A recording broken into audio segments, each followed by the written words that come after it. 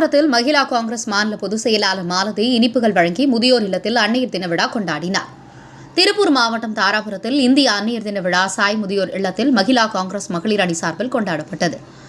இதில் அகில இந்திய மகிழா காங்கிரஸ் தலைவர் அல்காலம்பா, தமிழ்நாடு காங்கிரஸ் தலைவர் அசினா சையது ஆகியோரின் அறிவுறுத்தலின்படி இந்திய அன்னையர் தினத்தையொட்டி தமிழ்நாடு மகிழா மாநில பொதுச் செயலாளர் மாலதி தலைமையில் ஸ்ரீ சாய் முதியோர் இல்லத்தில் முதியோர்களுடன் கேக் வெட்டி அதனைத் தொடர்ந்து காலை உணவு வழங்கி கொண்டாடினர்.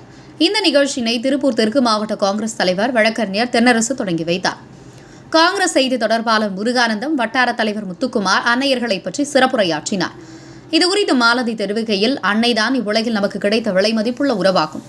அன்னையர்கள் பலவித சவால்களை சந்தித்து அவையெல்லாம் எதிர்த்து போராடி சாதனை படைத்து வருகின்றனர். அன்னையும் பிதாவும் முன்னறி தெய்வம் என ஔவையார் தனது நீதி நூல்களில் ஒன்றான கொன்றை வேந்தனில் குறிப்பிட்டுள்ளார். இதன் பொருள், அன்னையர் தான் நம் இவ்வுலகில் கண்ணால் காணும் முதல் தெய்வமாகும். அன்னைதான் இவ்வுலகில் நமக்கு கிடைத்த விலைமதிப்புள்ள உறவாகும்.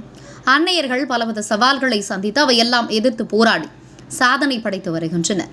இத்தகைய பெருமைக்குரிய உரிய அன்னையர்களுக்காக கொண்டாடப்படும் தினமே அன்னையர் தினமாகும். ஒவ்வொரு ஆண்டும் மே 14ஆம் தேதி அன்னையர் தினம் கொண்டாடப்படுகிறது. உலகின் பெரும்பாலான பகுதிகளில் வெவ்வேறு தினங்களில் கொண்டாடப்படுகிறது. 16ஆம் நூற்றாண்டில் கிரீஸ் நாட்டில்தான் மதர்ஸ் சண்டே என்று முதலில் கொண்டாடப்பட்டது. அமெரிக்காவில் வாழ்ந்த மரியா ஜாவிஸ் என்ற பெண்மணியின் தாயன்பை அடியொட்டிய அன்னையர் தினம் இன்று வரை கொண்டாடப்படுகிறது என்று இதில் குறிப்பிடப்பட்டது.